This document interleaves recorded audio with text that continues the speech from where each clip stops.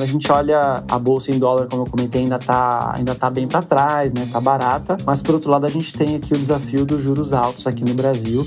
Quem faz conta conclui que a economia brasileira precisa de mais juros para poder estabilizar essa inflação. Bem-vindos e bem-vindas ao Mind Asset, podcast da Itaú Asset. Eu sou a Clara, da equipe de comunicação, e estamos aqui em mais uma edição do nosso quadro Mercados e Fundos em Foco para comentar sobre os recentes movimentos dos mercados, além de trazer mais detalhes sobre a performance, posicionamento e perspectivas do nosso fundo em destaque do mês. E por isso, hoje eu conto com a presença do Fernando Cavalletti, que é superintendente da área de Portfólio Specialist aqui na Itaú Asset. Então, Cava, tudo bem? Vamos lá para mais um mês, né? Tudo bem, Clara. Muito obrigado novamente aqui pelo convite nesse nosso bate-papo aqui mensal. Maravilha, vamos lá. Vamos falar do mês de agosto, que foi um mês bastante volátil, certo?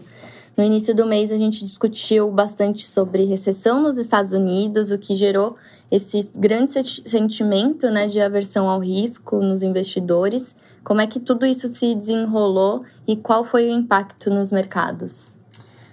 Tá certo. Bom, a gente já vem conversando aqui nos últimos meses e tem sido uma montanha-russa danada, né? Essa mudança de narrativa aí com relação à economia americana, né? Então, breve retrospectiva, né? Do final do ano passado para cá, a narrativa já mudou diametralmente aqui por algumas vezes, tá? Então já foi hard landing, né, que é quando você precisa causar uma recessão para poder frear a inflação, né, ou manter os juros altos aqui por mais tempo. Já passou por soft landing, que a inflação vai caminhar aqui para a meta sem sacrificar tanto o crescimento da economia, né? O Fed poderia começar a cortar os juros de forma gradual.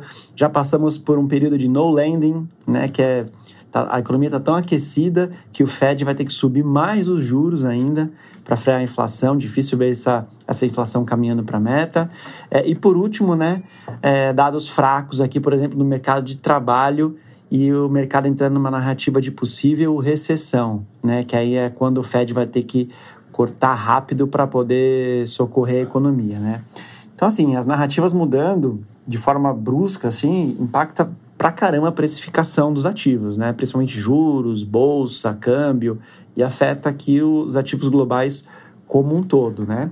E no mês de agosto, o mês ele começou justamente com essa narrativa aqui de uma probabilidade maior de recessão, né? Que o Fed poderia estar behind, né? O que é estar behind, né? Quando ele demorou muito para baixar os juros e vai começar a comprometer a economia e o emprego, né? Ou seja, uma maior probabilidade de recessão. Então, nesse sentido, com os dados fracos, principalmente da parte do mercado de trabalho, tá? A gente viu a formação ali de empregos bem baixa, existiam fatores sazonais, mas foi bastante baixa né, em vis-a-vis o que os analistas esperavam, com o desemprego subindo, né? O desemprego era esperado ali numa faixa de 4,1% e acabou saindo com 4,3%, né? Isso que causou essa narrativa aí de possível recessão no mercado, deu uma assustada, né? E aí, nesse sentido, os juros curtos ali dos Estados Unidos, eles caíram bastante, né? E o mercado passou a precificar 4 cortes no mês, tá, né? Bem no começo do mês de agosto ali. Então, precificou 4 cortes até o final do ano, né? E até chegou a precificar uma possível reunião de emergência, né? Aquela reunião de intermeeting que a gente chama, para antecipar os cortes, dada a força dessa narrativa de que agora a economia está em recessão, né? E por que isso mexe bastante? Porque quando a gente vê o corte de juros, quando ele é gradual, né, de forma gradual, compassada, assim, isso é bom para a economia, para a bolsa, né? Traz uma sustentabilidade. Mas quando o corte tem que ser para socorrer a economia, é porque o pensamento já está que a economia já pode estar com problemas mesmo antes de não aparecer completamente nos dados ainda, né? E aí, nesse caso, gera uma aversão grande a risco, as bolsas caem e assim por diante, né? Então, só para trazer alguns números, no final do mês de julho, o mercado precificava 2 cortes e pouco de juros pelo Fed até o final do ano e passou a precificar 4 cortes. Lembrando que a gente só tem 3 reuniões daqui até o final do ano. Então, isso quer dizer que em algum momento aqui o mercado conta com pelo menos um corte de 50, tá? Nós aqui na Itaú Asset, a gente está ainda mais na ponta de começar com 25 bips ainda, né? 0,25%. Mas o mercado já coloca aí uma probabilidade de mais ou menos 1/3 aqui de chance do Fed começar com 50. E aqui na nossa visão, a gente acha que para isso acontecer, a principal variável aqui a ser observada é o desemprego, né? Que sai agora no final da semana. Se o desemprego continuar subindo ou se ele se manter estável, mas com uma formação de empregos formais, né, o payroll abaixo do esperado, e aí aumenta bastante a chance do Fed começar de 50, tá? E aí só para trazer um pouco do contexto histórico, assim, geralmente o Fed ele corta de 50, né, que é um corte mais forte, e geralmente prescreve alguma recessão, alguma coisa nesse sentido, tá? Então, assim, o começo do mês começou com essa narrativa. Mas ao longo do mês a gente foi tendo uma normalização aqui, saíram alguns dados também que acalmaram um pouco mais o mercado, que por enquanto a gente ainda não está lá, tá? Nesse ponto de a economia americana entrar numa recessão. Mas obviamente mexeu bastante com os ativos para lá e para cá. Com certeza, com certeza. E como a gente fala, né? O mercado sempre de olho, agora ainda mais nessas próximas divulgações de indicadores também.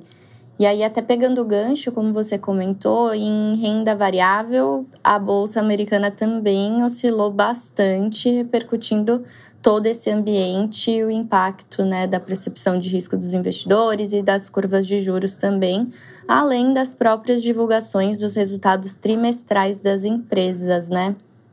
É verdade. Quando a gente olha o S&P, né, o principal indicador aqui da Bolsa Americana, ele chegou a cair mais de 6% no mês, no comecinho do mês com essa narrativa. Depois ele se recuperou e acabou o mês até subindo, né, o mês de agosto subindo até mais de 2%, tá?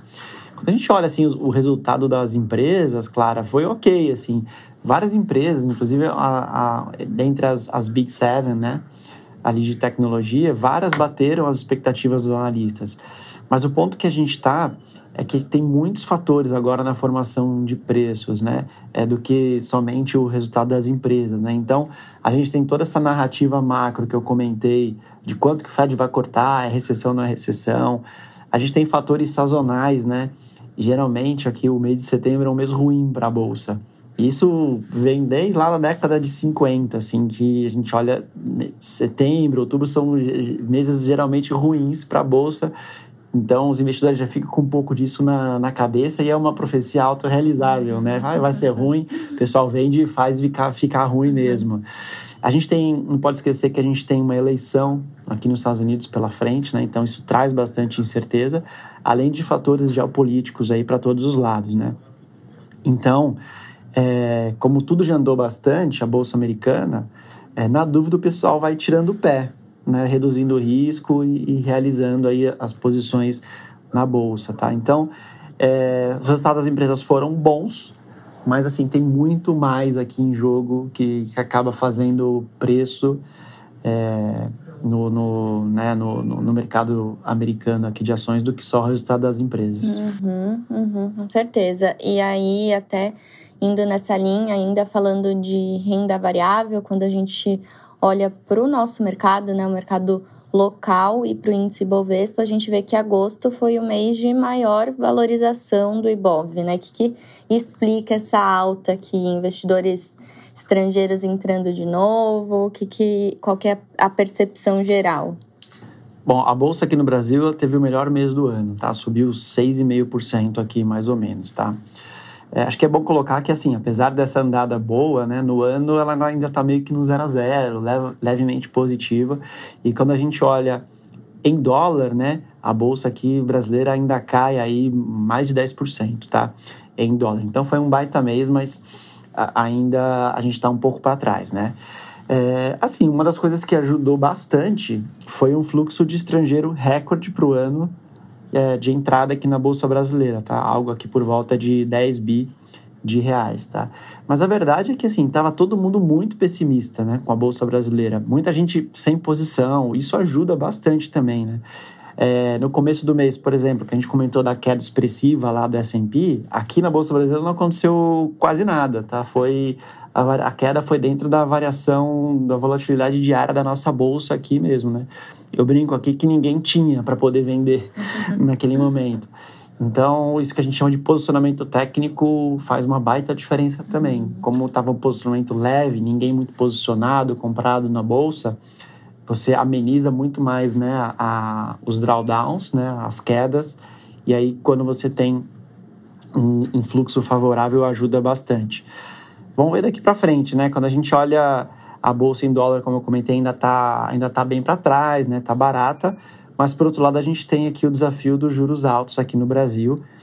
E ainda, né, com o mercado e o Banco Central indicando aí um ciclo de alta chegando, tá? Então, isso geralmente também pode dar uma atrapalhada aqui na performance da bolsa. Não, perfeito. E é justamente sobre isso que eu quero falar agora, né? Quando a gente olha para o mercado de juros, enquanto a gente discute, né, o corte nos Estados Unidos, aqui localmente a gente está em outra direção, justamente de alta dos juros, né? Como é que os investidores reagiram e o que a gente está esperando desses próximos passos do Banco Central? Tá certo. Bom, enquanto a bolsa brasileira aqui foi bem tranquila no mês, a gente já não pode falar a mesma coisa dos juros e do dólar, né? Então, o comecinho do mês ali, o Banco Central brasileiro, ele adotou uma postura bastante hawkish, né? Que é bastante conservadora ou preocupada com a inflação, tá? E isso ajudou os ativos brasileiros a performarem bem, né? Porque o mercado faz conta e, de fato, a situação atual da economia brasileira prescreve, tá, alta de juros. A gente não sabe o quanto... depende muito de quanto a gente está crescendo acima do potencial, a questão da inflação, do nível do dólar, quanto que os Estados Unidos vai cortar. Mas o fato é assim, como quem faz conta conclui que a economia brasileira precisa de mais juros para poder estabilizar essa inflação, né? E o Banco Central, no começo do mês, ele foi muito nessa linha, referendando isso, né? Adotou essa postura mais conservadora, falando que, precisar subir, vai ter que subir.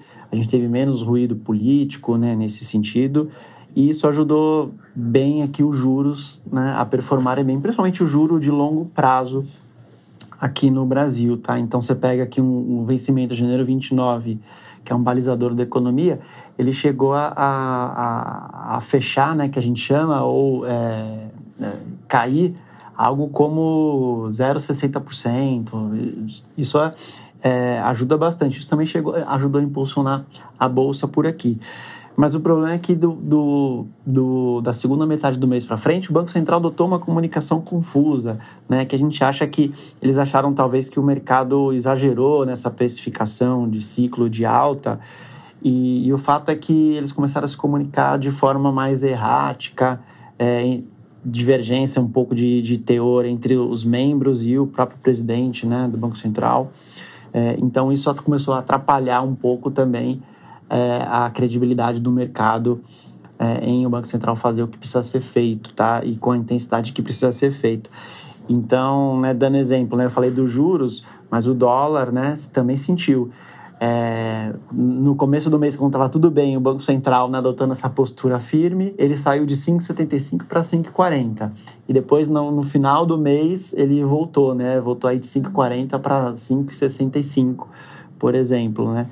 Então, a gente está nessa fase, né? O mercado aí tentando entender essa parte de inflação de serviços que está alta, quanto dessa inflação pode ser associada ao hiato do PIB, né? Que é quanto a gente está crescendo acima do potencial. Tudo isso para poder estimar o tamanho do ciclo de alta, tá? E aí, nas nossas contas aqui no Itaú Asset, isso sugere aqui um ciclo aqui de algo como 200 bips, tá? 2% de alta. Mas, assim, o Fed vai estar cortando ao mesmo tempo, como você falou, a gente está na direção contrária. Então, tem bastante incerteza nisso, tá? A decisão do Copom é no dia 18 aqui de setembro, no mesmo dia do Fed, que com certeza o que o Fed decidir vai impactar também a decisão aqui do Banco Central Brasileiro. Então, grandes emoções daqui para frente, Clara. Sim, com certeza. Vamos continuar monitorando tudo e trazer aqui a nossa percepção também no próximo mês, além dos nossos ouvintes também acompanharem a nossa live de cenário macro com o Thomas Wu também, que vai acontecer nessa próxima semana. Então, bastante coisa para ficar de olho. E agora, partindo para a nossa segunda parte da conversa, né? Nosso fundo em destaque do mês é o Itaú Artax, que também foi destaque no mês passado e continuou entregando uma boa performance, né? Capturando também o movimento de bolsa, mas quero saber aqui como um todo, né? O que mais contribuiu para essa performance do fundo, Cava? Legal.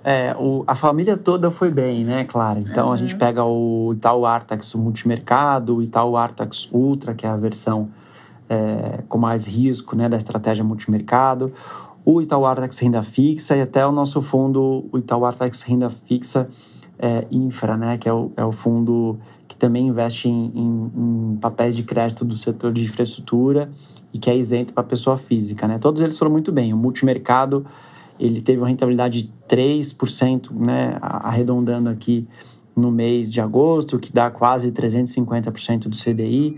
O renda fixa rendeu 1,54% e o renda fixa infraestrutura 1,86%. Tá? E aí o que eu posso trazer aqui de destaque, de acertos, né, do time de gestão nesse mês de agosto, em primeiro lugar, juros no México, tá? Com posições que se beneficiavam de uma queda nesse horizonte de 1 a 2 anos aqui dos juros no México, tá? O México, só para trazer um contexto, né, é uma economia que está com crescimento ok, mas ela está desacelerando, né, esse crescimento, ou seja, com revisões para baixo do PIB, uma inflação um pouco mais chatinha, mas quando a gente olha os núcleos de inflação, eles estão mais comportados, né? Núcleos de inflação é aquela parte da inflação que não é menos volátil, né, que não varia tanto aqui de mês para mês. E também o México é uma economia muito ligada aos Estados Unidos, que vai começar a cortar juros, né? Então, assim, tudo indicava esse movimento para baixo aqui do juro nesse horizonte mais curto aqui no México, tá? E uma coisa legal é que a gente aproveitou o estresse ali dos ativos mexicanos por conta das eleições ali que acabaram acontecendo recentemente, para a gente aumentar o tamanho das posições, né? Montar a posição e aumentar o tamanho das posições, comprando aí num preço melhor, né? Então, a gente pegou esse movimento aí com tanque cheio, né? Digamos assim, com o pé no acelerador, e isso contribuiu muito, muito fortemente para as performances, tanto do multimercado quanto dos renda fixa. Agora, a parte de renda variável, que só entra aqui nos multimercados, né? A gente ganhou dinheiro aqui no Artax com uma carteira de Brasil posicionada em empresas júnior de petróleo, né? Junior Oil Companies. Também empresas aqui do setor financeiro e de utilities, tá? Posições compradas, aí, dado que a Bolsa Brasileira performou super bem. Essa carteira aqui de Brasil também performou super bem. E lá fora, nos Estados Unidos, dá para citar aqui algumas posições de empresas aí ligadas ao setor de tecnologia lá fora, tá? Então, o Artax conseguiu pegar muito bem aqui esse movimento no mês de agosto. E aí, também, quando a gente olha as janelas mais longas, né, o fundo tem entregado performance também bastante atrativa. Com certeza. E dá para a gente falar um pouco também do que a gestão está vendo à frente aqui em termos de perspectivas aqui nesses mercados, Cava? Eu acho que a posição aqui em juros no México, ela não é recente, né? Como eu comentei, a gente aproveitou um estresse ali no mercado para aumentar as posições, isso foi bastante assertivo. A gente ainda gosta, tá, no Artax dessas posições. Quando a gente olha aqui o diferencial de juros, né, do México para os Estados Unidos, ele, na nossa visão, ainda tem bastante para andar. Apesar quando a gente olha o juro do México de forma isolada, já andou bastante, quando a gente olha contra o dos Estados Unidos, não andou tanto assim. Aliás, está em patamares ali próximos até aquele momento de estresse. Então, a gente acredita que tem espaço no curto prazo para esses juros, no horizonte mais curto, continuar essa direção para baixo, tá? E a Bolsa Brasileira, apesar dos desafios aqui, a gente tem procurado selecionar também poucas empresas, tentando acertar aqui um potencial de valorização interessante, não olhando muito para o índice, né, que também sofre bastante influência aqui de outro tipo de fatores, e tentando concentrar um pouco mais nessas teses mais micro na Bolsa Brasileira, que tem ajudado o fundo ao longo do tempo também. Sim, maravilha. Então, acho que a gente passou aqui pela performance dos diferentes mercados e movimentos, além da performance da família Artex como um todo. Então, Cava, obrigada mais uma vez por essa edição do Mercados e Fundos em Foco e a gente se vê no mês que vem, hein? Obrigado, Clara. Obrigado pelo convite. Estou à disposição. Maravilha. E para os nossos ouvintes que querem mais detalhes sobre a performance completa do Itaú Artex Multimercado e dos outros fundos da família também, basta acessar todos os links da descrição. E aí a gente se vê na próxima. Tchau, tchau!